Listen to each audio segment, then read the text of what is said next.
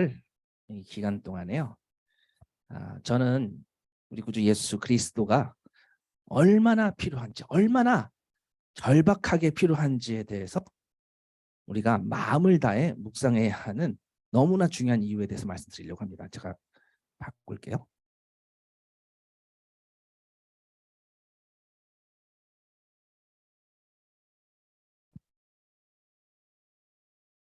네. 이 기간 우리가 성탄을 바라보며 묵상을 해야 하는 중요한 이유는요. 우리를 구원하시는 우리 주님이 왜 필요한지를 절실하게 느끼면 느낄수록, 절박하게 느끼면 느낄수록 우리 주님이 이 땅에 내려오신 것이 더욱더 소중하기 때문입니다. 그래서 우리가 어떤 절실한 절박한 상황이었는지를 보는 것이 가장 중요합니다. 제가 어제 하루 종일 좀 많이 피곤했었는데요. 여러분들도 많이 그러셨을 거라 생각하고요. 그 전날 금요일 날 밤에 축구 시청을 이제 2시 넘어서까지 다들 하셨을 거라고 생각을 합니다. 경기가 끝나고도 너무 좋아서 계속 하이라이트를 막 돌려보고 그랬거든요. 그러다 보니까 엄청 늦게 잤어요. 제가 갑자기 축구 얘기를 왜 하냐면요. 이번 축구 경기가 너무나 복음적이었어요. 정말 복음적이었어요. 복음의 메시지가 이번 축구 경기에 다 담겨 있었어요. 제가 설명을 해드리겠습니다. 대한민국이 극적으로 2대1로 이겼잖아요. 극적으로 2대1로 이겼습니다. 너무나 심장 뛰는 경험이었거든요. 손흥민과 황희찬이 만든 이 그 극적인 장면이요. 아마 대한민국의 모든 우리 국민들을 또 마음 움직였을 것입니다. 자, 그 골이 16강 가는데 도움은 되었지만 다들 아시죠? 자력으로 우리는 올라갈 수 없었어요. 이게 복음적이라는 거예요. 자력으로 불가능했어요. 우루과이가 가나전에 어떻게 이기느냐에 따라서 우리가 16강이냐 탈락이냐 기로에 놓인 것이었거든요. 한마디로 우리가 최선을 다해서 말도 안 되는 승리를 포르투갈로부터 거두었는데 우리에게 달린 게 아니었어요. 16강이. 그 모든 게 동시간대 경기 중인 우루과이의 경기 결과에 따라서 우리가 16강에 올라가냐 아니면 실패하느냐 결정이 되는 것이었습니다. 이게 너무 보험적인데요. 왜냐하면요. 우리가 혼신의 힘을 다해서 포르투갈을 이겼지만 그것만으로 올라갈 수가 없었거든요. 바로 다른 경기 결과에 달려 있었기 때문이에요. 우루과이가 2대0으로 앞선 상황이었지만 한 골을 더 넣으면 어떻게 됐죠? 우리는 탈락이었어요. 우리 경기도 중요했지만 다른 경기 결과에 따라 올라가느냐 못 가느냐였거든요. 한마디로 자력으로 올라갈 수 있는 상황이 아니었다. 자력으로는 그 상황에서 벗어날 수 없었다라는 거죠. 자, 이때 여러분 만약에 그 우루과이 경기에서 주심이 우루과이가 한 골을 더 넣을 때까지 종료 휘슬을 불지 않았다면 어땠을까요? 만약에 그랬다면. 이건 만약인데요. 그걸 보는 우리나라 사람들의 마음은 어떻겠습니까? 숨지겼는데요. 숨지겨서 막 빨리 휘슬 불기 기다렸는데 너무 안타까웠을 거예요. 모두 종료 시간이 몇 분 남지 않았다는 것을 알고 빨리 주심이 휘슬을 불도록 막 손에 땀을 쥐고 막 바라봤습니다. 근데 만약 종료 전에 우루과이가 골을 넣었다면 정말 모든 기대가 산산이 다 날아가는 것이죠. 근데 보니까요. 심판이 지치지도 않고 끝까지 뛰어다니더라고요. 그래서 언제 종료할지 너무나 이제 간절했었거든요. 자기도 나름대로 시간을 체크했겠죠. 지연 시간. 근데 언제 종료해야 하는지 그 셈법은요. 주심인 자기 자신밖에 언제 끝내야 될지는 아무도 모릅니다. 조금 더운 것 같은데요. 이 히터를 조금 줄여주시던가 아니면은 좀 문을 열어서 좀 환기시켜 주시던가 해주시면 좋겠습니다.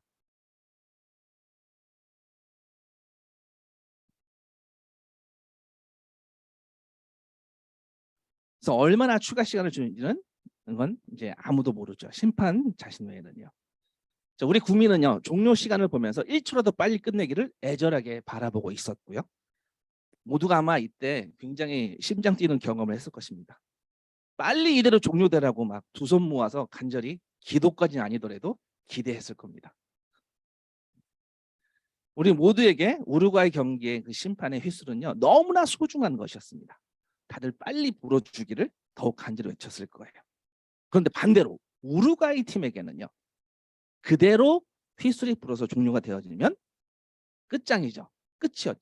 끝이 났어요. 그렇게 그들에게 휘슬은 절망적인 상황이었어요. 제가 이 축구 얘기 계속 왜 하냐면요, 이상하겠지만 바로요, 이 복음의 메시지가 여기 있고요. 여러분이 느꼈던, 저는 느꼈는데 여러분은 안 느꼈을 수도 있지만 그 절박함, 그 간절함이요, 바로 우리 그리스도인이 가져야 될 마음가짐이에요.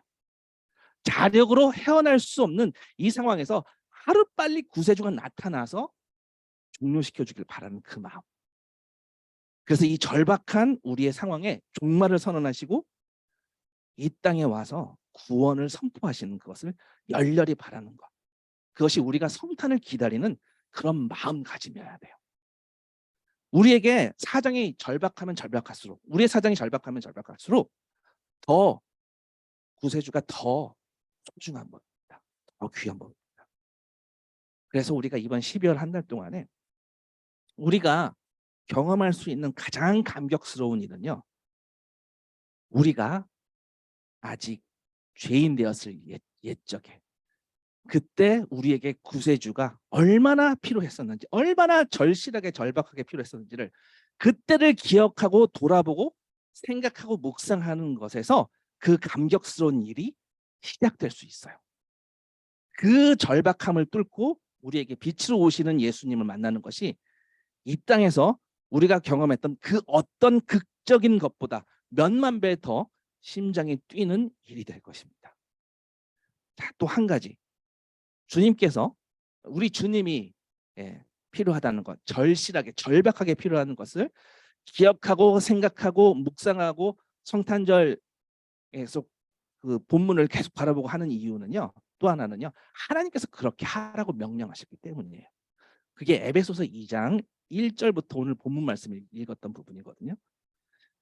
1절부터 9절까지는요, 죄 때문에 절망적인 우리 영혼을 하나님께서 믿음을 통해서 은혜로 구원하셨는지를 설명해 주세요. 그리고 나서 11절에 이렇게 말합니다. 11절에 그러므로라고 시작해요. 그러므로 생각하라. 그러므로. 더 정확한 번역은요, 그러므로 기억하라가 더 정확한 번역이에요. 기억하라입니다.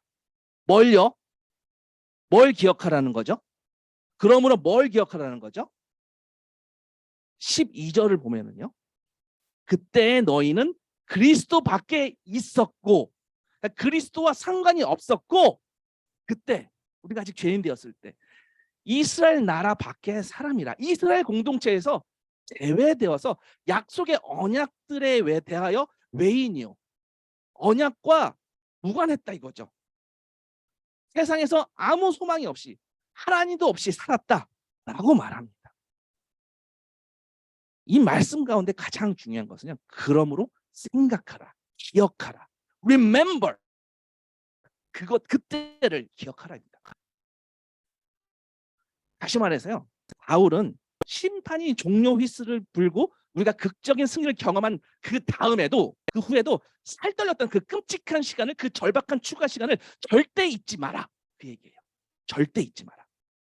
정말로 잊지 말아야 한다. 우리가 자력으로 이길 수 없었던 그 사실을 절대 잊지 말아야 한다. 만약에 심판이 휘슬을 불지 않고 계속 진행되었더라면 어땠을지 그 상황을 잊어서는 안 된다는 겁니다. 그러므로 생각하라. 그러므로 기억하라. 명심하라. 절대 잊지 말라. 전에 우리가 천국에 대한 어떤 권리도 없었고 약속에서 완전히 끊어져 있었던 외인이었던 그 상황을 기억하라는 거예요. 그때 우리에게 아무 소망이 없었다는 거죠. 자력으로 할 수 있는 게 없었고요. 하나님의 약속의 언약과 아무 관계도 없었던 그걸 기억하라는 거예요.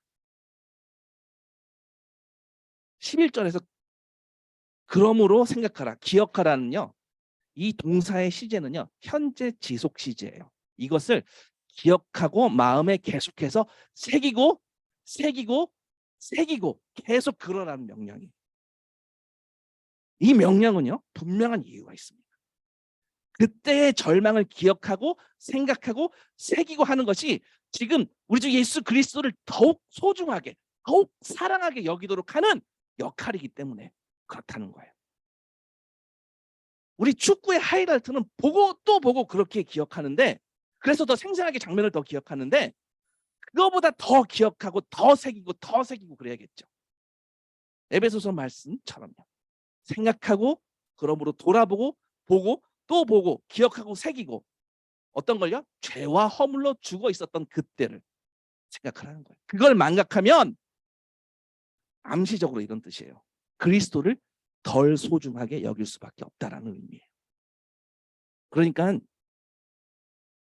그렇게 소중하지 않으면 어떤 상황까지 치닫죠? 예수님을 구석에 처박아 두는 상황까지 가는 겁니다. 그리고 언제 꺼내요? 교회에 올 때만 꺼냅니다. 이번 12월은요, 아까 우리 기도에서도 그랬던 것처럼요, 2022년 11월까지는 그렇지 않았더라도 12월 한 달만은요, 더 꺼내고 더 예수님 얘기를 더 했으면 좋겠습니다. 우리 교회 밖에서도 참 좋은 시즌 아닙니까? 고요한 밤, 거룩한 밤, 이게 우리가 찬송인데, 밖에 나가서도 들리고, 아기 예수 노래도 나오고, 노엘 그러고, 정말 기쁜 소식 전하기에 1년 중에 그 어떤 달보다 가장 좋은 시기입니다. 만약에 지난 2022년 우리 주님을 전하는 부분에서 좀 예수님을 꺼내기가 꺼려졌던 부분이 있었다면, 이번 마지막 달만큼은 정말 그러지 않았으면 좋겠습니다. 이번 달도 주님을 구석에 처박아 두지 않기를, 소중한 주님을 더욱 소중히 여길 수 있도록, 그러려면 우리 에베소서 말씀처럼요, 그러므로 생각하라, 기억하라, 생각하라, 계속해서 어떤 걸요? 우리가 얼마나 절박했었는지 그것을 느끼지 않는다면 결국요, 예수는 내가 그 어떤 노력으로도 성취할 수 없는 것을 선사하신 위대한 구원의 주라고 얼마나 감사한 주님인지 그 감사함을 느끼지 못할 거라는 거예요. 그래서 성탄을 바라보면서 우리가 오늘부터 3주 정도 우리 주일 예배에서는요, 얼마나 절박하게 우리 주님이 얼마나 절박하게 필요한지에 대해서 먼저 다룰 거예요. 그래야 성탄절에 큰 기쁨의 좋은 소식을 들을 수 있습니다. 성탄절 주일까지 저희가 앞으로 오늘 포함해서 4번인데요. 제가 3번 전하고요. 다음 주에 우리 신재용 목사님께서 전하실 텐데, 신재용 목사님께서 어떤 말씀 전하실지 모르겠지만, 저는 일단 성탄절 3번의 시리즈 설교를 드리려고 합니다. 에베소서 2장 1절이 오늘이고요. 다음 주가 2장 2절과 3절을 중심으로 바라볼 거고요. 또 성탄절 당일에는 에베소서 2장 4절을 중심으로 볼 예정입니다. 오늘 설교 제목이 허물과 죄로 죽었던입니다. 그리고 두 번째 설교 제목이요, 이 세상 풍조를 따라 사는 진노의 자식. 그러니까 허물과 죄로 죽었던. 두 번째 설교 제목이 이 세상 풍조를 따라 사는 진노의 자식. 그리고 12월 25일 날 2장 4절. 제가 3번역을 일부러 선택한 이유가 그러나라는 이 단어 때문이에요. 개역개정에는 이 그러나라는 단어가 빠졌는데요, 이 극적 반전 어구 그러나가 생략되었다는 게 너무나 아쉬워요. 절대 생략하면 안 되는 어구라서 제가 굳이 3번역을 본문으로 채택했습니다. 제가 성탄 말씀을 준비하면서 너무나 벅찼는데요, 생략됐었던 이 그러나가 얼마나 위대한 그러나인지 때문에 되게 벅찼었어요. 16강 따위하고는 비교가 안 되는 그런 벅찬 그런 감격이 있었습니다. 아무튼 오늘 거는요, 우리의 허물과 죄로 죽었던 에베소서 2장 1절을 중심으로 살펴보겠습니다. 에베소서 2장 1절에서요, 허물과 죄로 죽었던 우리는요, 주님이 없었으면 우리는 모두 절망적인 상황이었을 거라는 거예요.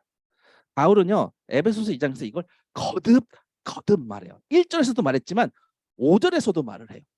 2장 5절에서도 허물로 죽은, 죄로 죽은 우리를 이렇게 확인사살 해버립니다. 절대 잊지 말고 꼭 기억할 것, 뭐라는 거냐면요, 허물과 죄로 죽었다라는 거예요. 사망이 없다라는 거예요. 완전 위기고 완전 사망이고 완전 끝이고 완전 탈락이라는 거예요. 허물과 죄로 죽었다는 말. 무슨 말인가요? 죄 때문에 사망 선고를 받았다? 이런 말인가요? 무슨 말인가요? 생각해 보세요. 허물과 죄로 죽었다. 허물과 죄로 죽었다. 이게 무슨 말일까요? 간단하게 우리가 상식적으로 기독교식으로 생각해 보면요. 죽는 건 죄의 결과이지. 이렇게 답할 수 있을 거예요. 보통 우리 같은 교회 사람들한테 세상 사람들이 왜 죄가 그렇게 문제야? 라고 물어보면요. 죽을 정도로 그게 문제야? 라고 묻는다면요. 대부분 교회 사람들, 우리 같은 교회 사람들 이렇게 말합니다. 우리가 지은 죄 때문에 하나님 앞에 우리가 나아갈 수 없고 또 그 죄로 인해서 우리가 하나님의 심판을 피할 수 없기 때문이야. 하나님의 심판은 바로 죽음이지. 보통 교회 사람들은, 우리 같은 교회 사람들은 이런 식으로 말하죠.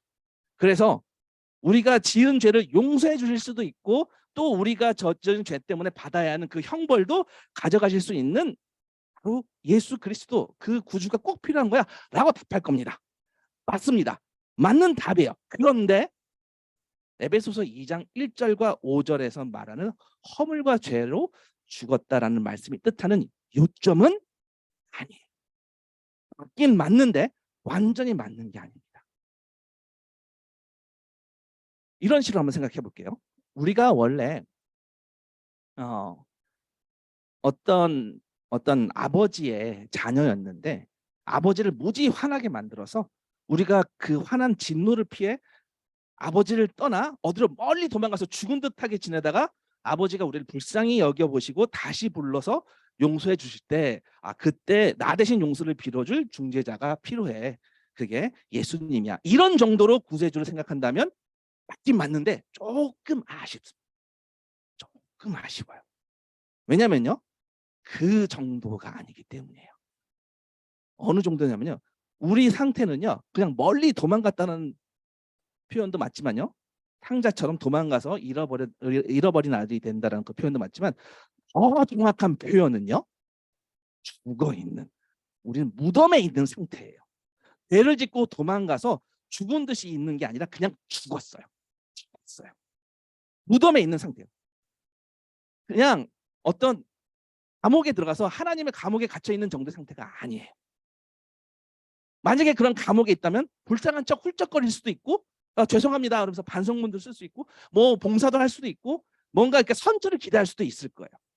근데 이미 무덤에 들어가서 끝났으면 뭘 할 수 있죠? 잘못했다고 말할 수 있어요? 뉘우치겠어요라고 말할 수 있어요? 그럴 수가 없죠. 무덤에 완전히 들어가서 죽어버렸는데요. 생명이 완전히 끊어졌다면 할 수 있는 게 뭐죠? 그 상황에서 뭘까요? 그 사망 상태에서 할 수 있는 게 nothing. 아무것도 없어요. 허물과 죄로 죽었다는 것은 자력으로 결코 어떤 어필도 할 수가 없는 상황인 거죠. 그렇다면 이런 절박한 상황에 있는 우리에게는요. 어느 정도의 구세주가 필요하냐면요. 그냥 내가 저지른 잘못을, 내가 저지른 잘못된 오점을 좀 개선할 수 있는 그 정도의 구주는 아니겠죠. 주님, 저 내일이 두려워요. 힘들어요. 저 지쳐요. 저 좀 지켜주세요. 주님, 제 처지를 좀 봐주세요. 라고 할 때 그 처지를 도와줄 수 있는 정도의 구주, 내가 마음이 막 쫄려 있는데 담대하게 해줄 수 있는 그 정도? 그런 구주는 아니겠죠. 그런 평범한 구주는 아니겠죠. 그런 구주는 잘 찾아보면 있어요. 주로 돈이라는 게 그런 구주 역할을 해요. 돈이 있으면 마음 쫄리지 않죠. 네, 처지도 좋아지죠. 힘도 나죠. 내일을, 미래를 대비할 수도 있죠. 그래서 이 정도 구주는요. 돈도 할 수 있어요. 근데 우리에게 필요한 건 그 정도가 아니에요. 우리에게는요. 그 어떤 걸로도 개선할 수 없는 상황이 우리에게 닥쳐 있다고요. 완전 죽어있는 상황, 사망의 상황에서 건져줄 수 있는 그런 위대한 구세주여야 됩니다. 우리가 허물과 죄로 죽었을 때, 사망했을 때, 그 영적 죽음 상태에서 생명이 끊어진 우리가 다시 태어날 수 있게 만들 위대한 구주가 필요한 거예요. 다시 한번요. 허물과 죄로 죽었다고 한 건, 바울이 이 말을 한 건 무슨 뜻인가요? 3절 문맥으로도 볼게요. 3절 문맥으로도. 3절에는요. 그 죽음의 심각성을 보여주는 단어가 하나 있어요. 3절 마지막 부분에 어떤 단어가 눈에 띄시나요? 아주 심각성, 죽음의 심각성, 이 사망의 심각성을 보여주는 단어가 냈어요. 마지막 부분을 보면요. 본질상 진노의 자녀였더니 날 때부터 진노의 자식이었다라고 말씀합니다. 다시 말해서요. 우리가 하나님의 진노를 불러일으킨 짓들은 우리가 본성적으로 태생적으로 행한 짓이라는 말이에요.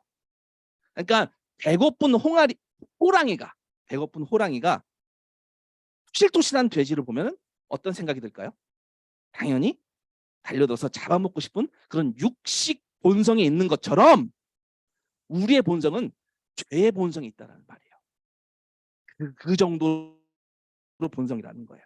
죄를 지었기 때문에 죄인이라는 말이 아니에요. 죄를 지었기 때문에 죄인이라는 말이 아니에요. 우리는요, 죄와 허물로 죽었다는 것은 그 심각성은요, 바로 이거예요. 본성적으로 죄인이라는 거예요. 이 심각한 영적 죽음에서 건져낼 자가 필요한 거예요. 본성적으로, 태생적으로 DNA가 죄인이라는 거예요. 에베소서 2장 2절 끝에 불순종의 아들들, 자식들이라고 말하거든요. 이게 무슨 말이냐면 우리의 DNA가 불순종이라는 거예요. 우리의 DNA가. 우리의 영적 유전자에 불순종이 코딩되어 있다라는 얘기예요. 우리 인류의 지구 쪽 조상에게 있었던 그 불순종과 반역의 그 DNA가 대를 거듭해서 모두에게 유전되었어요. 한 사람을 말미암아 죄가 모든 사람들에게 들어간 것처럼요. 로마서 5장 12절 말씀이잖아요. 에베소서 2장 2절에 이 불순종의 아들들, 불순종의 자식들이라는 이 말의 뜻은요. 불순종이 우리의 본성 중에 하나라는 겁니다. 다시요. 우리의 본성, 우리의 태생이 뭐라고요? 네, 죄성, 불순종. 바로 진노의 자식이고요. 태생적으로 죄인이고 우리가 죄를 어떻게 저지르는지 우리는 배워서 지르는 게 아니고요. 바로 우리가 죄예요. 내가 죄고 죄가 나예요. 자, 이게 죽었다라는 것과 사망이라는 것과 무슨 관련이 있어요? 왜냐하면 죄를 저지르는 우리는요. 펄펄 살아서 죄를 저지르잖아요. 하나님께 반역하는 영역에서는요. 우리는 너무나 팔팔 살아서 반역해요. 반대로 가요. 하나님을 향해 하나님 쪽으로 서 있어야 돼. 우리가 반대 방향으로 돌아서서 전속력으로 할 때 에너지가 넘치게 달려갑니다. 맞습니다. 살아서 주님께 초롱초롱 눈을 마주쳐야 할 때는 죽어 있고 반대로 반역하고 불순종하는 방향으로는 아주 초롱초롱한 게 우리예요. 불순종할 땐 살아있는 우리가 순종해야 할 때는 죽었습니다. 믿음을 발휘해야 할 때는 죽어 있다가 불신하는 이유를 말할 때는 이것저것 큰 소리를 막 외쳐요. 우리는요 죽었어요. 생명이 없어요. 하나님의 영적 세계를 볼 수 있는 시력이 없어요. 맹인이에요. 우리 스스로 자력으로는 가망이 없어요. 영적 생명이 우리에겐 하나도 없다는 거예요. 그 영적인 본성이 결여되어 있기 때문에 우리 눈에 보이는 우리의 삶은 살아있다 해도 실상 죽었다라는 거예요. 의에 대하여 죽었고 거룩함에 대하여 죽었고 순종에 대하여 죽었고 믿음에 대하여 죽었어요. 다 죽었다고요. 완전히 우리는 죽었어요. 이 죽음에서 이 사망에서 살려주셔야 되는 그 정도 구주가 필요한 거예요. 그 정도 없이는요 아무 소용이 없어요. 개선하고 고치고 처지를 손봐서 낫게 해주는 내 사정을 좋게 해주는 그건요 어떤 것도 우리에게 의미가 없습니다. 왜죠? 우리는 생명이 없어요. 죽었기 때문에 그래요. 그렇기 때문에 우리는요 우리 죄를 용서해 줄 대제사장적 구주가 필요했을 뿐만 아니라 나의 마음, 우리의 마음이 하나님을 온전히 신뢰하고 온전히 순종하게 하는 그런 영성을 주시는 그런 생명을 주시는 다시 태어나게 해주시는 그런 구주가 필요한 거예요. 이것이 가장 중요한 것입니다. 10절에서도 이 내용이 함축된 것을 볼 수 있어요. 2장 10절, 에베소서 2장 10절. 우리는 그가 만드신 바라. 우리는 하나님의 작품입니다. 그리스도 예수 안에서 선한 일을 위하여 지으심을 받은 자니 그러니까 선한 일을 하게 하시려고 하나님께서 그리스도 예수 안에서 우리를 만드셨다라는 거예요. 지으셨고 만드셨어요. 이 단어에 주목하십시오. 지으셨다, 만드셨다. 이게 무엇을 의미하는지 아십니까? 조금 어려울 수도 있는데요. 구주를 만나기 전에, 예수를 만나기 전에 우리가 처한 상태는요, 가망도 없고 절망적이고, 그래서 그냥 단순한 용서뿐만 아니라 우리를 다시 지어서 다시 새롭게 만들어 주실 누군가가 필요했다는 뜻이에요.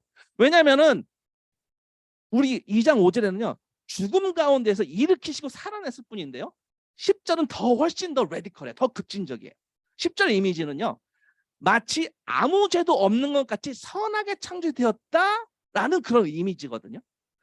그래서 2장 5절과 10절의 이 두 이미지의 요점은 뭐냐면요, 쉽게 말해서 우리를 죽음에서 살려내실 뿐만 아니라, 건져내실 뿐만 아니라 우리에게 영적 생명을 주기 위해서는, 우리 살려내기 위해서는 부활이나 새 창조와 같은 기적이 필요했다라는 얘기예요. 더 깊이 가면 어려워질 것 같으니까 여기까지만 하고요. 자, 앞에서 살펴본 것처럼요, 우리는 정말로 무덤에 있어요. 사망 가운데 있었습니다. 그게 우리의 처지였어요. 이게 무슨 얘기냐? 우리의 생각과 우리의 느낌과 우리의 행위와 우리의 감정과 우리 그냥 육신의 생각과 육신의 느낌과 육신의 행동을 따라 했던 거예요. 영적인 생각과 영적인 감정, 영적인 행동, 그런 것이 아니라 다 육적인 것이었다는 거예요. 우리가 영적으로 죽었기 때문에 우리가 생각하고 느끼고 행동하는 모든 것이 하나도 영적인 것이 아니었다는 거예요. 우리가 생각하고 느끼고 행하는 모든 것은요, 다 본성, 죄에서 나온 것이고, 우리가 본성상 진노의 자녀였습니다. 사도 바울이 오호라라고 탄식하는 소리가 왜 그런지 아시겠죠? 정말 우리의 상태가 얼마나 끔찍했는지 깨닫기 시작하면 나올 수밖에 없는 탄식이에요. 우리 안에는 영적인 생명이 없고 자력으로 이 생명을 만들어낼 수가 없고요, 사망만 있기 때문에, 그래서 우리가 무엇을 하든 행한 모든 것이 다 죄였어요. 내가 죄고 죄가 나였어요. 우리는 하나님의 영광에 이르지 못하는 죄인인데요, 역설적으로 영적으로 죽은 자가 하나님의 영광을 위하여 뭘 할 수 있겠어요? 저주 중에 저주죠. 하나님의 영광에 이르지 못해서 죄인이고, 바라볼 수 없기 때문에 또 우리는 이 영광을 논할 수도 없고, 그냥 저주 중에 저주, 그런 인생이었어요. 그래서 우리 구주 예수께서 오시기 전까지는요, 그분이 우리를 살려내시기 전까지는요, 그분이 우리 안에 새 창조를 하시기 전까지는요, 우리 행한 모든 것은 다 죄뿐이었어요. 아주 끔찍하고 아주 지독하고 아주 절망적인 그 저주 가운데 놓였다는 거예요. 그때 우리는 완전 불능이에요. 불능. 아무것도 할 수 없는 상황이에요. 어떤 사람이 이렇게 얘기할 수 있죠. 그럴 리가 없어. 나는 착한 일을 하는 그리스도인 말고 다른 사람들도 많이 알고 있어. 너무나 괜찮은 사람들 많아. 그런데요, 그렇게 말할 때 우리들끼리는 그게 잘한 일일 수도 있지만, 하나님에 대해서, 하나님의 영광을 바라보고 하나님의 가치를 드러내는 일에 쓰이지 않았다면 어떤 위대한 일을 해더라도 그것은 다 죄라는 거예요. 하나님을 바라보면서 하나님을 위하여 하나님의 무언가를 올려드리는 것이 아니었다면, 그 예배를 드리기 위함이 아니었다면 모든 것이 죄라는 것입니다. 우리가 병원도 짓고 굶주린 사람 만나서 밥도 주고, 네, 교육도 해줄 수 있고, 네, 모든 선량한 프로그램들을 다 할 수 있지만, 그 모든 게 하나님께 대한 믿음에서 시작된 것이 아니고, 그분께 영광을 돌리는 것이 아니고, 그냥 하는 일이라면요, 그냥 죄예요. 죄. 아무리 박수를 받는 일이어도 하나님의 영광에 이르지 못하고 그것을 바라보지 못하는 것은요, 성경은 죄라고 하고 있습니다. 그래서 모든 일이 하나님을 포인팅하고 있지 않으면 사람들에게 이건 선해라고 하는 그 어떤 것도 다 죄라고. 바로 우리 구주 예수 그리스도 없이 우리가 할 수 있는 모든 것은요, 그냥 죄예요. 본질적으로 우리는 영적으로 죽어 있었던 거예요. 우리가 예수 그리스도를 통해 우리 안에 새로운 삶이, 새로운 생명이 재창조, 태어나기 전에는요, 우리가 하는 모든 것이 다 육적인 것이고요, 영적인 것이 아니고, 소위 모든 선행이라는 것들요, 아무 소용이 없는 거예요. 얼마나 멋진 일을 한다 해도 복음의 재료로 쓰이지 않는다면, 하나님의 가치를 드러내는 데 쓰이지 않는다면, 하루 종일 열심히 일하고 매달려서 성과를 낸다 할지라도 죄예요. 하나님 쪽에서 어떻게 정의하실까? 이것이 기준입니다. 우리 한번 스스로 질문해 봅시다. 여러분, 주님 없이 살았던 시간과 그런 장소는 어디였는지. 로마서 8장 6절부터 9절까지 해서 바울은요, 그 죽음이 무엇을 의미하는지 아주 자세하게 설명해요. 제가 읽어보겠습니다. 로마서 8장 6절. 육신의 생각은 사망이요, 영의 생각은 생명과 평안이니라. 육신의 생각은 하나님과 원수가 되나니 이는 하나님의 법에 굴복하지 아니할 뿐 아니라 할 수도 없습니다. 할 수도 없습니다. 육신에 있는 자들은 하나님을 기쁘시게 할 수 없느니라. 할 수 없어요. 불능이에요.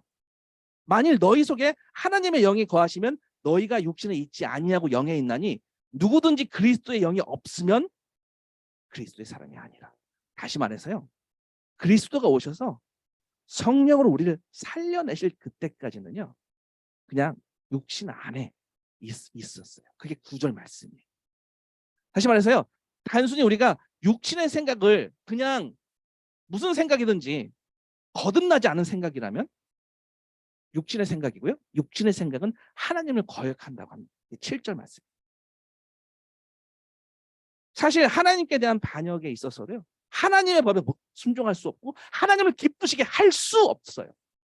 그래서 6절에 육신의 생각은 사망이니라. 이 영적 사망은요, 성령이 결여되어서 하나님께 복종할 수 없는 상태예요. 하나님을 기쁘시게 할 수 없는 상태. 다시 말해서 구주 예수가 없다면 우리는 본성상 하는 모든 일은요, 불순종하고 하나님을 기쁘시게 하지 않는 것이에요. 완전 사망, 완전 죽음, 완전 절망, 완전 불능.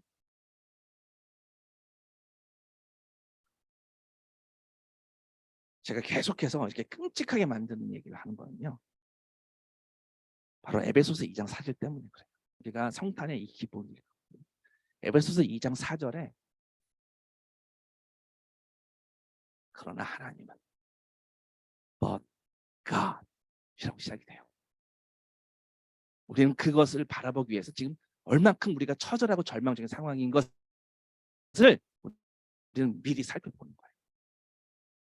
기록된 바 의인은 없나니 하나도 없으며 깨닫는 자도 없고 하나님을 찾는 자도 없고 다 치우쳐 함께 무익되고 선을 행하는 자는 없나니 하나도 없도다. 우리는요, 예수가 없으면요, 이 죄의 지배를 받는 거예요. 하나님을 찾을 수 있는 능력이 불능해요. 없어요.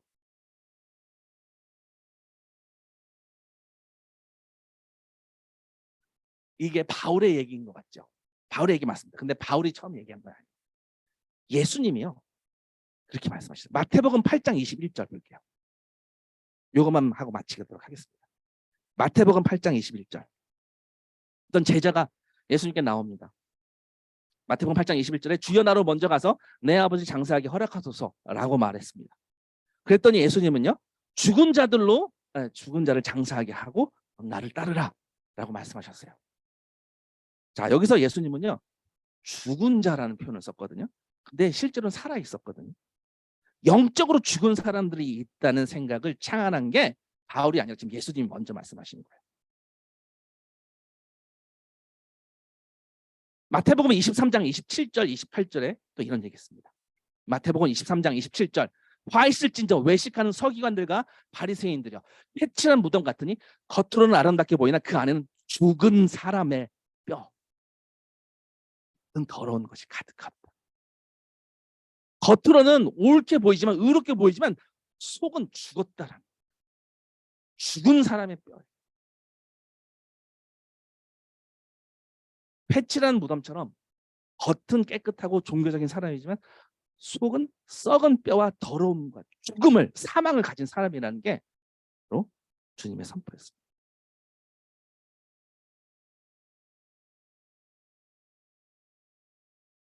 말씀 마칩니다. 이 경고가 있고요. 또 소망이 있습니다. 겉으로 보기에 아무리 좋아 보여도요. 그리고 예수가 없으면 우리는 절망이라는 얘기예요. 그렇기 때문에 우리는 예수가 필요하다는 말씀입니다.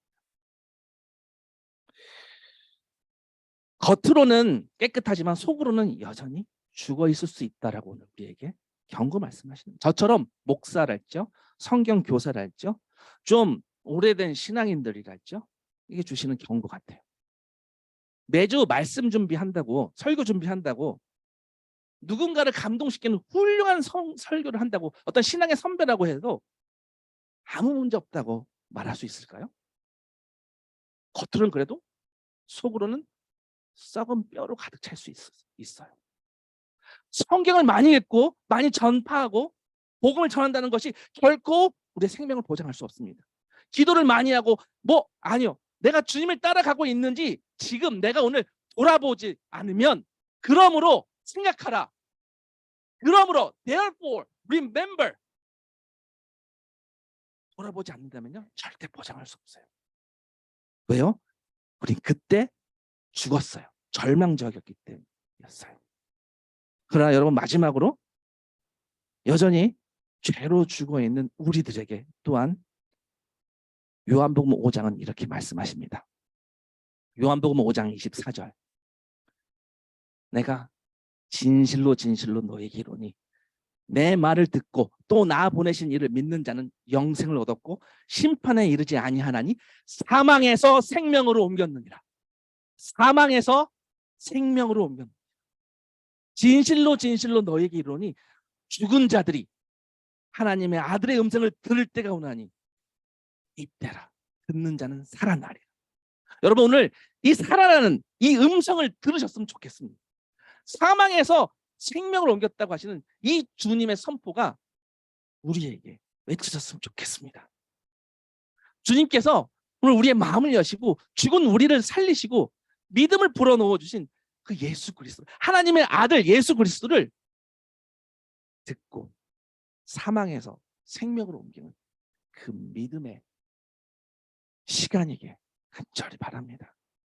우리 안에 영적인 생명이 있다면요, 그건 바로 우리 주님께서 주님의 주권으로, 주님의 강력한 은혜로 우리를 깨우신 겁니다. 죽었던 우리를 깨우신 겁니다. 잠시 기도하시겠습니다. 여러분, 오늘 사망에서 생명으로 옮겼느니라 심판에 이르지 아니한 이 메시지가 여러분의 귀에 들렸으면 좋겠습니다. 내 말을 듣고 또 나 보내신 이를 믿는 자는 영생을 얻었고 심판에 이르지 아니하나니 사망에서 생명으로 옮겼느니라. 우리 잠시 기도 음악에 맞춰서 우리의 절망을, 우리의 사망을, 우리의 불능을 깨우러 오시는 예수 그리스도, 그 성탄을 기다리는 마음으로 나갔으면 좋겠습니다. 주님 아니면 안 돼요. 이 절망에서, 이 사망에서, 이 불능에서 우리를 건져낼 수 있는 것은 예수 아니면 안 돼요. 우리를 조금 개선하고 우리 처지를 낫게 하는 그 어떤 것은요, 우리를 사망에서 생명으로 옮길 수가 없어요. 이 시간 우리가 가장 감사하고 우리가 가장 성탄을 바라봐야 되는 것은요, 바로 이거예요. 이 절망에서, 이 불능에서, 나는 죄고 죄는 나인 상황에서, 이 무덤에서 일으켜내시는 예수 그리스도의 음성을 들으셨습니까? 들으셨습니까?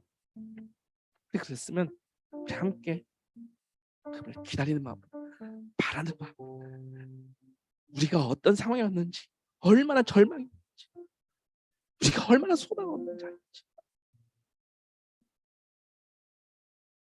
Therefore remember, 그 절망, 그 상황 잊지 마십시오. 기도하시겠습니다.